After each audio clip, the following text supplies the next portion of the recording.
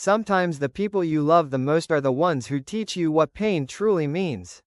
You trusted them with your heart, your stories, your dreams, and even your secrets, believing they'd hold them gently.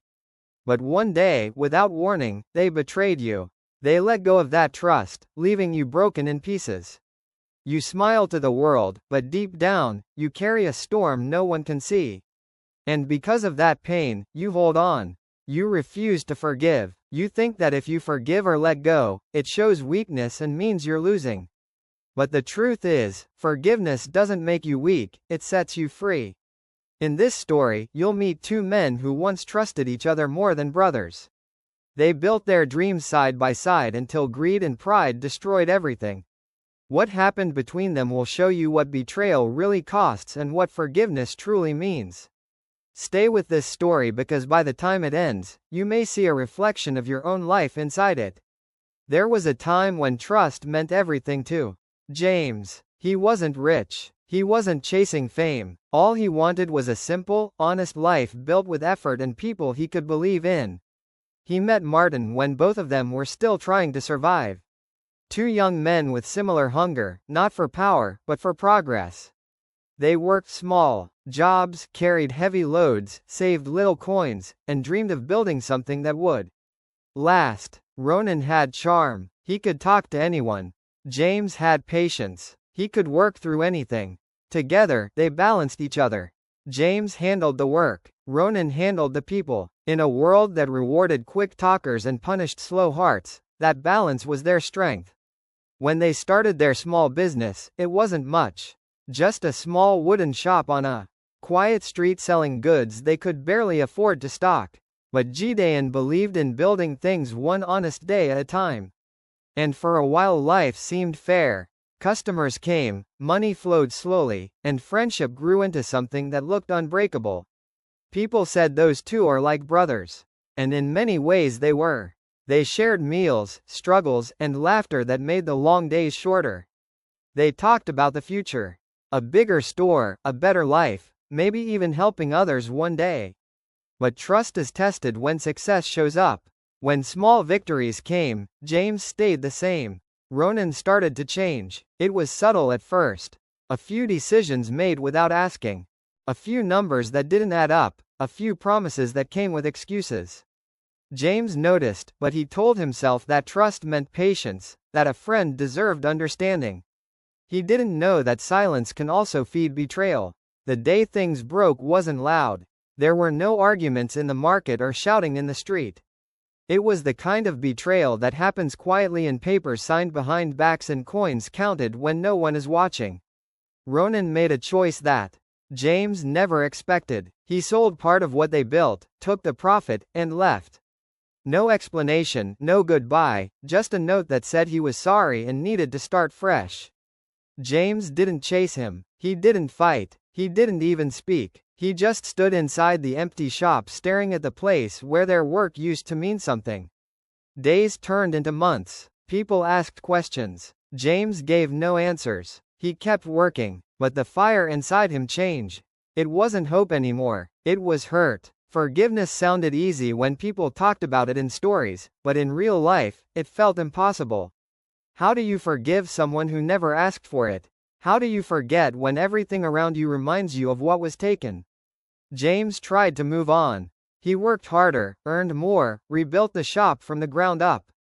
But no matter how many things he fixed on the outside, the inside stayed broken. He would look at new faces and still see betrayal behind their smiles. That's what pain does. It doesn't always destroy what's visible. It changes how you see everything else. He grew quieter. He stopped trusting. Even when life gave him good things again, part of him refused to feel joy. Because every time something went right, the memory of that wrong came back stronger. Years passed. People forgot what happened. James didn't. He called it moving forward. But really, he was just walking in circles. Then one evening, when the world had already moved on, he heard Martin's name again. A traveler passing through town mentioned a man who once had everything but lost it all. Business gone, family gone, health failing. The name was the same.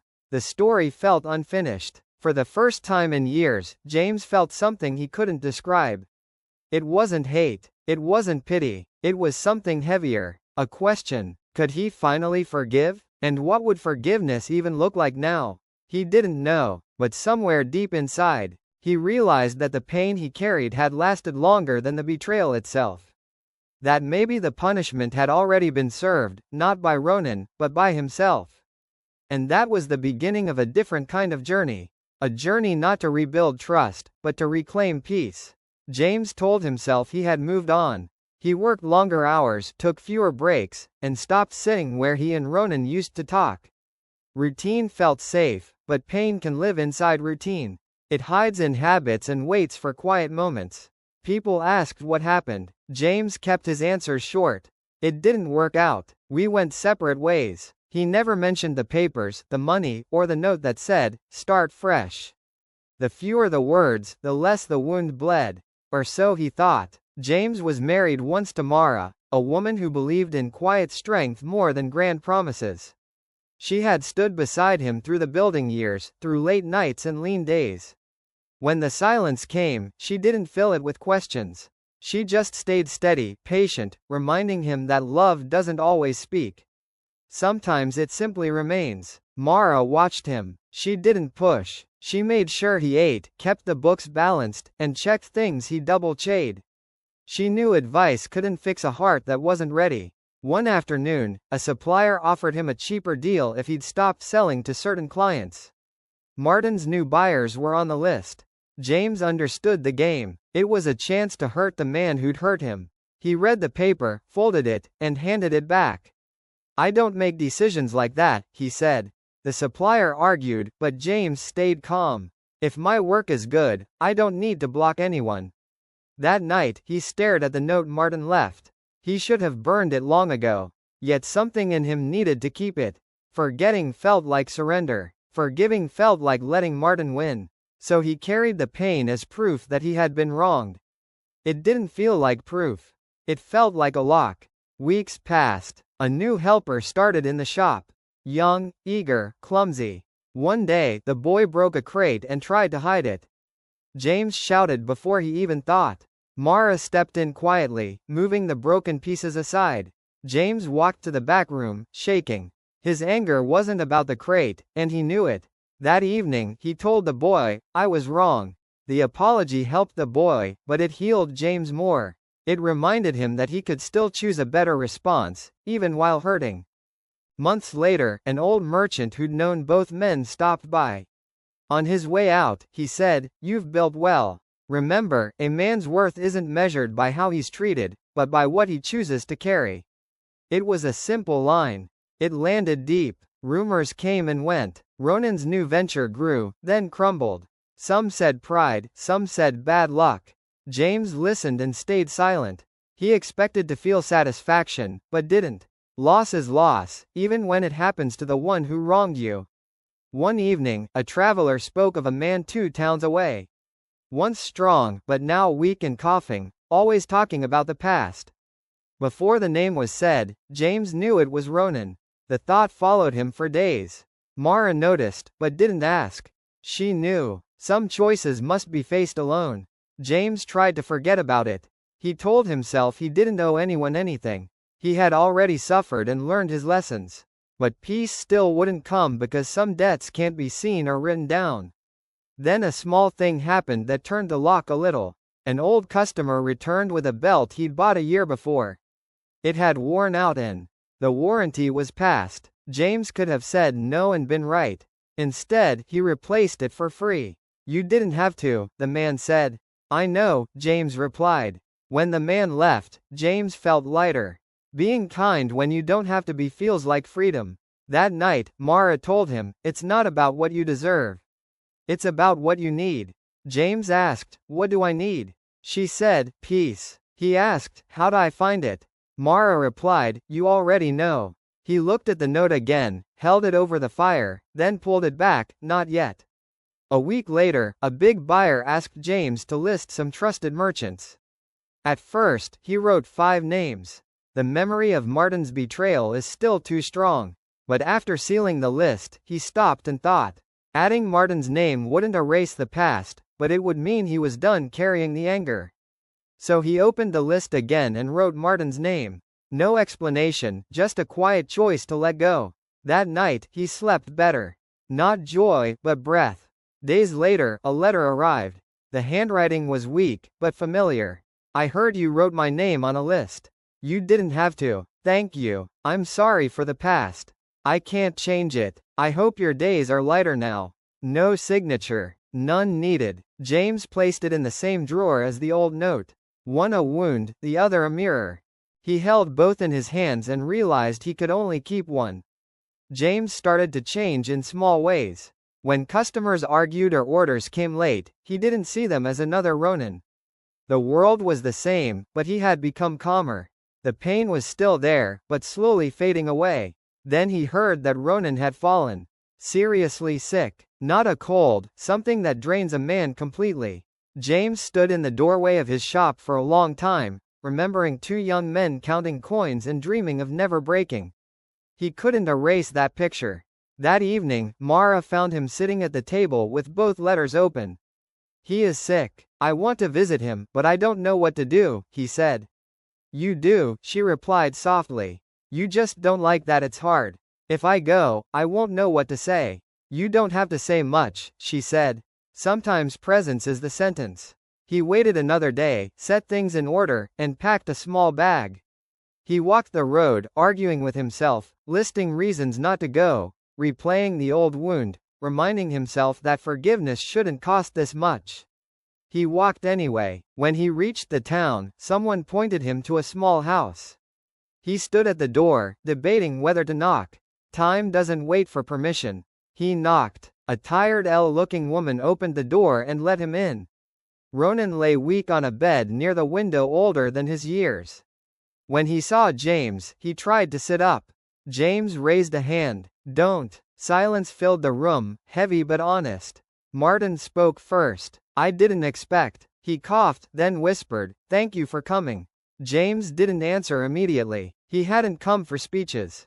He'd come because no man can live forever with a closed fist in his chest. He needed to see if peace was more than a word. Martin said, I was wrong. I told myself you'd be fine. I told myself I deserved more. I told myself stories until I believed them. I'm tired of those stories. He paused. You don't owe me anything. James sat near him. He saw both versions of Ronan. The partner who dreamed beside him and the man who betrayed him.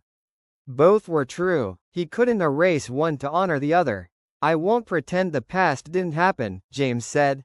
I know, Ronan whispered. I carried it too long. It changed me in ways I don't like. I don't want to keep living like that. Then simply, I forgive you. The words were small. The cost was large. Martin's shoulders shook. I don't deserve that, he said. It's not about what you deserve, James replied. It's about what I choose. The air felt lighter. Same room, new weight gone. Two men had stopped feeding what was already dead. They spoke a little more. Not about details, not about fault. James asked if Ronan had what he needed. The woman said they were short on a few things. James made a note and said he'd send them. No big gesture, no scene, just quiet help. Before leaving, Martin tried to apologize again. James lifted a hand. We've said enough for today. At the door, he turned back once. Take care of yourself. A boundary, a blessing, both at once. On the road home, James felt tired. Not the tired that crushes, but the tired that comes after setting down something heavy. He didn't feel joy. He felt space. And space was enough for the first day. When he returned, Mara looked up from her work. She read the answer in his face. I did what I needed to do, he said. She smiled. Good. That night, he tore the old note in half and threw it away. He kept the letter of apology, not as a trophy, but as proof that pain can change shape when you stop feeding it. In the weeks that followed, life didn't suddenly get easy. But James had changed. He no longer expected the world to be fair. He chose to be fair anyway. He no longer expected everyone to be loyal. He chose to be loyal anyway. He learned that forgiveness isn't a favor to someone else. It's a release for yourself. Forgiveness costs pride, the right to stay angry, and the comfort of being the victim. But the return is peace, the kind that lets you breathe again, sleep again, and look at your own hands without seeing a fist. James didn't talk much about that visit. He just returned to his work and carried on. But something in him had changed. Not on the outside, not in his routine, but in how he breathed through his days. Before, every morning began with a heaviness that had no name.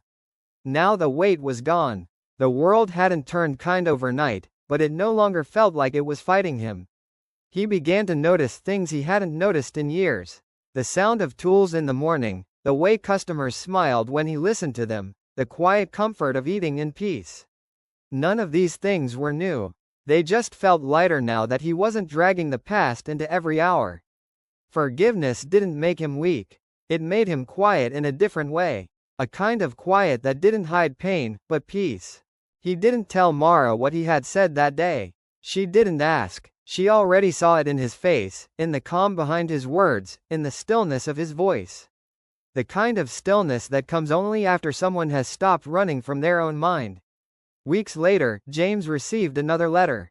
It was short. Ronan thanked him again, said his health was getting worse, and that he didn't want to leave this world with unfinished words. The letter said, "If you ever think of me, I hope it's not with anger." James read it once and didn't keep it. He didn't need to. He had already made peace with what needed peace. When people talked about Ronan in the market, some with pity, some with judgment, James stayed silent. He didn't defend and he didn't condemn. He had learned that everyone sees a story differently depending on where they stand in it. One evening, a young worker in the shop asked him, "Do you ever regret forgiving someone who hurt you that much?" James thought about it. "No," he said. "Regret is what kept me from forgiving. Forgiveness is what freed me from regret." The worker didn't fully understand, but he nodded anyway. Some lessons take time to grow. Months later, word came that Ronan had passed away. James didn't cry. He didn't feel relief either. He simply stood at the door of his shop, watching the people walk by, thinking about how easily time separates people and how easily pride keeps them apart. He didn't attend the burial. But that evening, he lit a single candle on the counter. Not for Ronan, but for the peace that took him years to find. He didn't pray for forgiveness. He simply whispered, "Thank you." Not because the pain was gone, but because it no longer ruled him. From that day forward, James worked with a steady heart. He helped where he could. He spoke less about fairness and more about effort. He taught his workers that success without peace is failure in disguise. And every time he looked at his hands, he didn't see the scars of betrayal anymore. He saw the strength of someone who learned to open them again. Not to hold on, but to let go. Sometimes life doesn't give us closure. People hurt us, walk away, and never come back to explain why.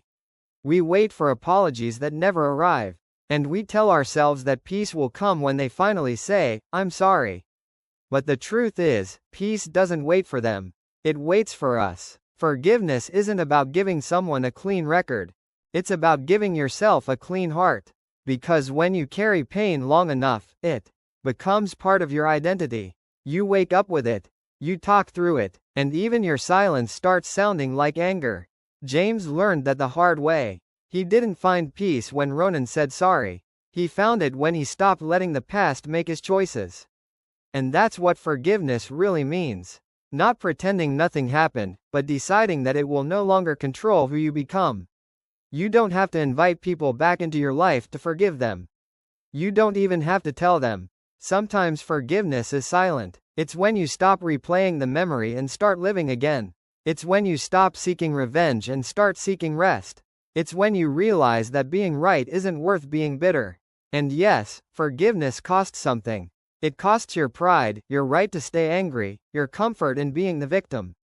But holding on costs more. It costs your peace, your sleep, your smile, and your ability to trust good people again. That's why you forgive, not because they deserve it, but because you do. Because your heart was not made to be a storage room for pain. Because every moment spent hating someone is a moment stolen from your own joy. You might never get an apology. You might never hear the truth, but you can still write your own ending. You can still walk away free. Forgiveness doesn't mean losing. It means refusing to lose twice. You lost once when they hurt you. Don't lose again by letting that hurt live inside you forever. So today, maybe you can do what James did. You don't have to send a letter. You don't have to make a call. Maybe all you need to do is whisper it. Not to them, but to yourself. I'm done carrying this. And when you do, you'll notice the same thing James did. The world won't suddenly change, but something inside you will. It won't be loud. It won't be dramatic. It'll just be quiet. The kind of quiet that finally feels like peace. Thank you for watching. Don't forget to like, share, and subscribe. We will meet again.